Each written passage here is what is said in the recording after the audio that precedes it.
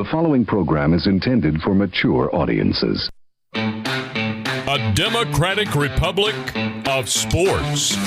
The Sportsocracy with ESPN Asheville hosts Tank Spencer and Jeremy Greene. And welcome into the Wicked Weed studio, wickedweedbrewing.com. Drink different. I'm Tank Spencer. Jeremy Greene is alongside in the Atlanta Falcons. Last week, lose a tough one to the Washington football team. Still not sure J.D. McKissick got in for that touchdown, but whatever, he did. 34-30 was your final score. And this week, you get to go to London. You got an early game, Falcons fans, to get up for, and unfortunately, you're not taking your best weapon with you. Bit of a whiffle, isn't it? It is a little sticky wicket. Calvin Ridley not making the trip because of a personal matter. So I guess it's Cordarelle Patterson, Kyle Pitts season. I'm going to say this as a Jets fan. I've been in my current fandom position for 30 years. I could count on one hand the number of seasons we've ever had where we did a really good job of stopping tight ends. Mm-hmm. And I don't feel like this year is one of them. Everybody's just losing their shit on Cordarelle Patterson. Yep. I think it's Kyle Pitts. Kyle Pitts is you the guy. You should play Cordarelle Patterson. Don't get me wrong. Yes. He's going to score points if you're playing in fantasy football. Mm-hmm. I think this is the week where we go, man, Kyle Pitts is good. Because the Jets have a series of corners that are all just little fellers. And Kyle Pitts is too athletic for C.J. Mosley, or Quincy Williams is not a good cover guy. Mm-hmm. Hamza Nasir-Dean is not dressed for the last 2 weeks. I mean, I'm just looking at all of it going, who is supposed to defend him? Mm-hmm. And I don't see anybody. He still continues to see the ball deeper down the field than any other tight end in the league, which is crazy to think about, knowing that Matt Ryan really hasn't stretched the field a whole lot this year. But I think they're growing into it. They're going to find some kind of a connection. They better, at least. They better find some kind of a connection if they want to have a chance to win this game. Well, they certainly have a chance. Oh, I know they have a chance, but I'm saying that without Kyle Pitts doing anything, you think they've got a chance to win this game still? No. Okay, that's what I'm saying. Yeah, Olamide Zaccheaus and Tajay Sharp, yeah, I don't like their chances. Mm-hmm. I just watched what the Jets could do to somebody's second-string wide receivers. I don't like your chances. But you have something they didn't have, which is Kyle Pitts. Mm-hmm. Now, they had something you don't have, which is Derrick Henry. But, I'm seeing growth out of Atlanta. Mm-hmm. You're still in that same weird position with Matt Ryan where contractually you're stuck with him. The money's not going away. You're here. Mm-hmm. And so you're treading water. I do not know how you're going to make this defense better, but it is putridly bad. I mean, putridly bad. Mm-hmm. Do you realize they've given up over 30 points in 3 of 4 games? I do. In the NFL, that's unheard of. Mm-hmm. The other game was against the Giants. It's shocking to me that they're not the they're not the worst team in the NFL.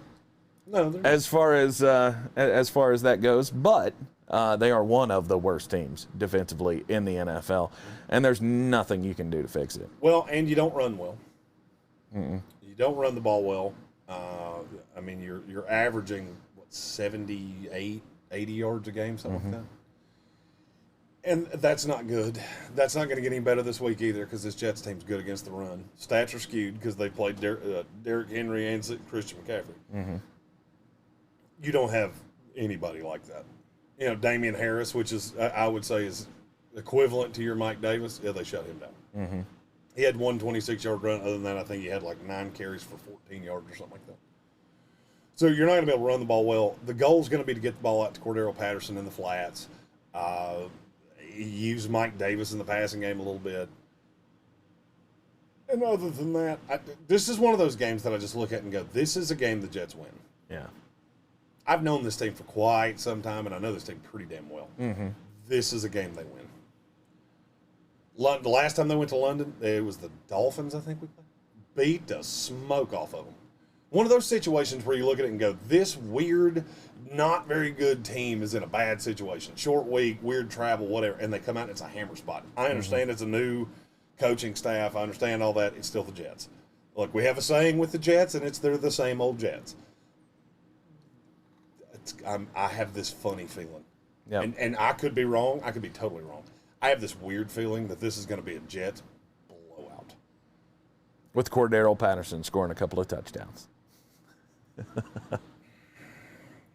The thing that would make me nervous about Cordarelle Patterson is he's got 5 touchdowns in 4 games. Mm-hmm. That's non-sustainable. No.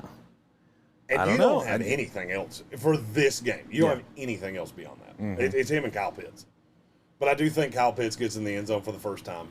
I think after the bye week, the goal is just to get better. Mm-hmm. I've said for a long time the Atlanta Falcons are in the Bermuda Triangle of the NFL. You got an old quarterback that has been with you forever. You don't really want him, but you don't have a way out. You know, this is the loveless marriage that has run its course, and you've got children in college, and you just don't want to end it until that's over. Mm-hmm. On the bright side, there are pieces. Every time I watch this team, I look at it and go, I really like Grady Jarrett. I really like Deion Jones. I really like, and just keep doing that. Calvin Ridley, Kyle Pitts, Cordarelle Patterson now. Right. There are pieces here, and I think Arthur Smith's the right coach. Yeah.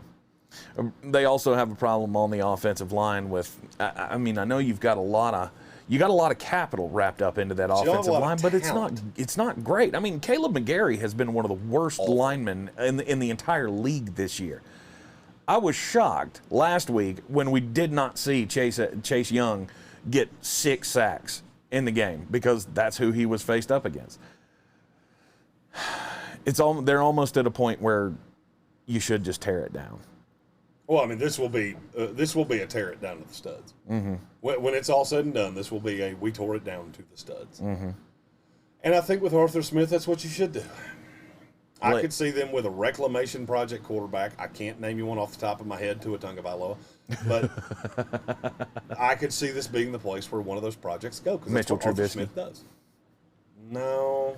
Mitch Trubisky would be a hard sell to a fan base, especially a fan base like Atlanta. Yeah. This is a pretty proud organization over the last 20-some-odd years. Mm-hmm. And they show up when the team's good. You know that as well as I do. Oh, yeah. Yeah, we're sponsored by one of their biggest sponsors, too. Of course. So we know the Falcons pretty well. Yeah. But, I mean, Atlanta is like the Tennessee Volunteers of the NFL. That may be the best analogy I've ever heard you give. I mean, it's the truth. You always have high hopes going into every season, and then you go, oh, no, we suck again. Oh, no, we suck again. Look, I am very close friends with about 7 Atlanta Falcons fans, die hard, born in Atlanta, just love their Falcons to death. And I feel sorry for them each and every heartbreak that they go through. I mean, just a few years ago, you were in the Super Bowl. Mm-hmm. And now you're staring into the abyss of Matt Ryan is awful. We can't do this any longer. However, we're stuck with this $30 million a year contract. What are we going to do? Sorry, I hate it for you.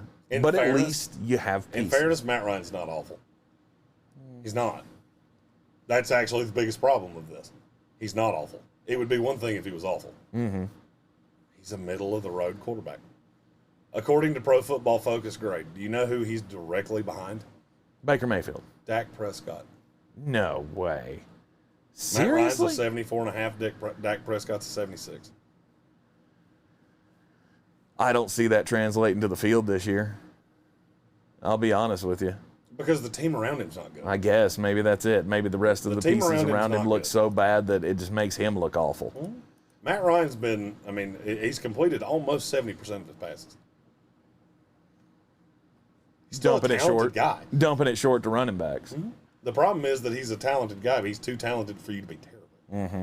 So you keep having these 5-6 win seasons where you wind up with Kyle Pitts instead of Zach Wilson or Trevor Lawrence. Mm-hmm. Well, maybe there's that. Maybe this team will be bad enough for you to do that. draft a developmental quarterback next year? Comes out of nowhere for you because I don't know who it's going to be. Outside of Sam Howell, there's not a quarterback I like. Oh God, we kept having the Justin Fields to Atlanta rumor last year. Let's go Malik Willis. Malik Willis to the Atlanta Falcons in the 3rd round because that's where he belongs.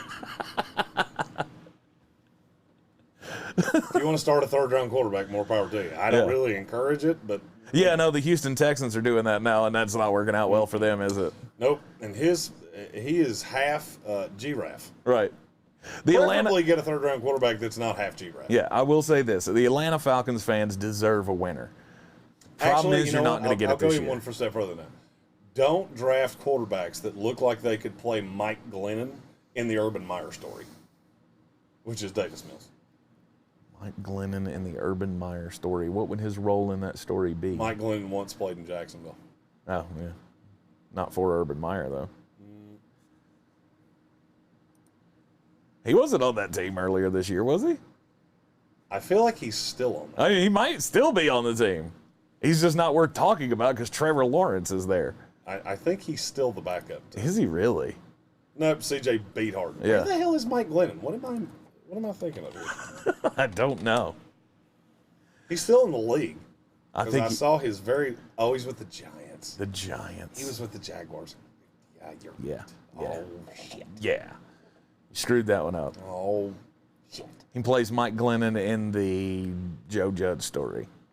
Who the hell would do the Joe Judge story? In the David Gettleman story. Joe Judge is equally bad of an NFL coach to Urban Meyer, and he doesn't like to go boot scoot. If there was a movie made about David Gettleman's NFL career, it would be called Napoleon Dynamite because it's awful. Awful. Wasn't awful. Napoleon, give me some of your thoughts, God.